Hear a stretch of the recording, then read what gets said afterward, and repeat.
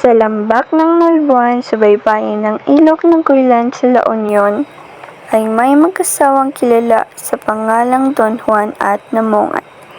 Nang malapit nang magsilang ng sanggol si Namongan, nilusob ng tribo ng Igorot ang nayon at pinatay ang maraming tauhan ni Don Juan. Sa laki ng galit, nilusob naman ni Don Juan ang mga Igorot upang ipaghiganti ang mga tauhan niya. Maiwan muna kayo ng anak natin upang ako'y makikipaglaban sa mga Igorot. Sige, mag-iingat ka.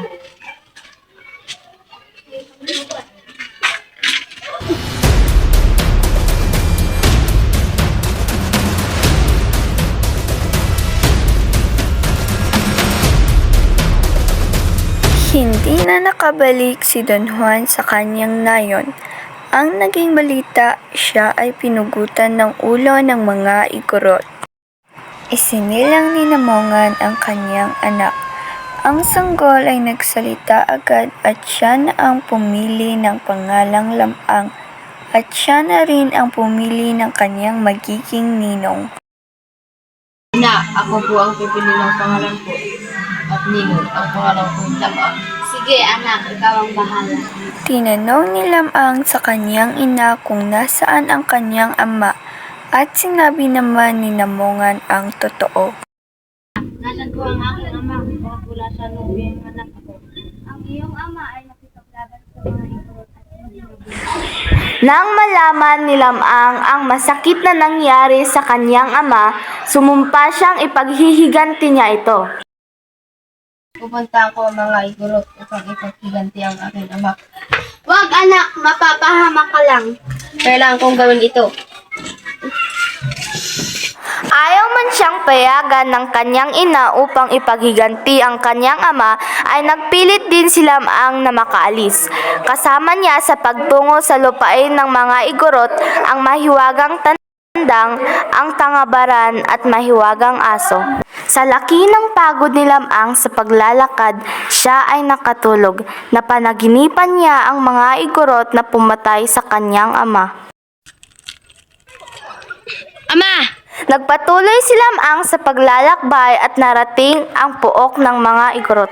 Sumigaw ng ubod lakas si Lamang at nayanig ang mga kabundukan. Ang tinig ni naghahamon ay narinig ng marami.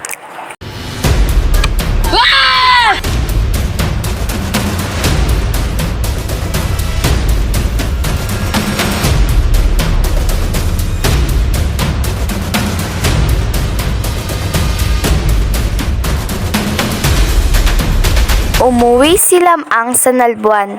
Naligo siya sa ilog Amburayan sa tulong ng mga dalaga ng tribo.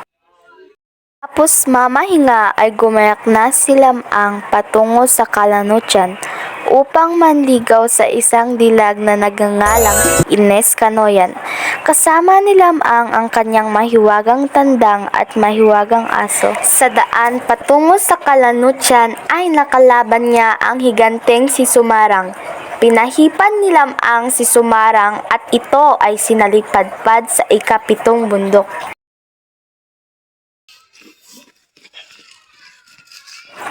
Sa tahanan ni na Ines ay maraming tao. Hindi napansin si Lamang. Tumahol ang mahiwagang aso ni Lamang. Nabuwal ang bahay. Tumilaok ang mahiwagang tandang. Muling tumayo ang bahay at napansin si Lamang.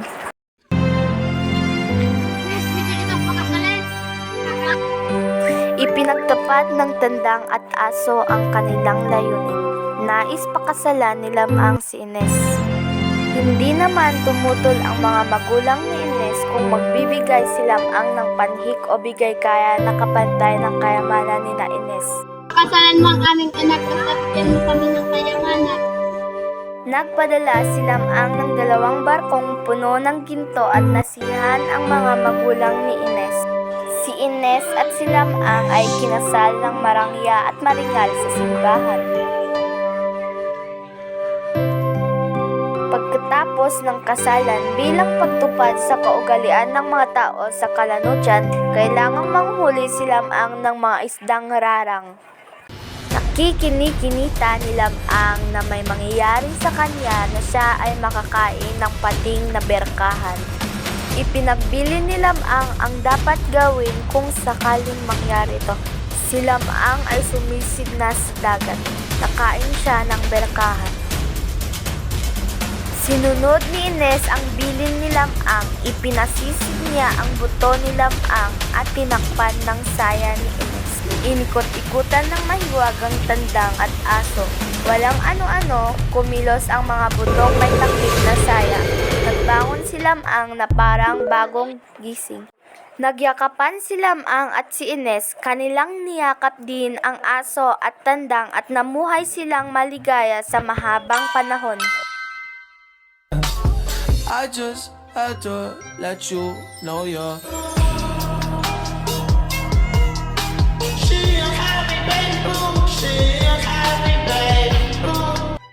Tapos bagayo, net. Ano pala? Sige, agamin. Pastoy. We are Pastoy. we are The group 1 performer. the group one performer. Ayun. Ulit ka? We are performing biyag ni Lamang. We are performing.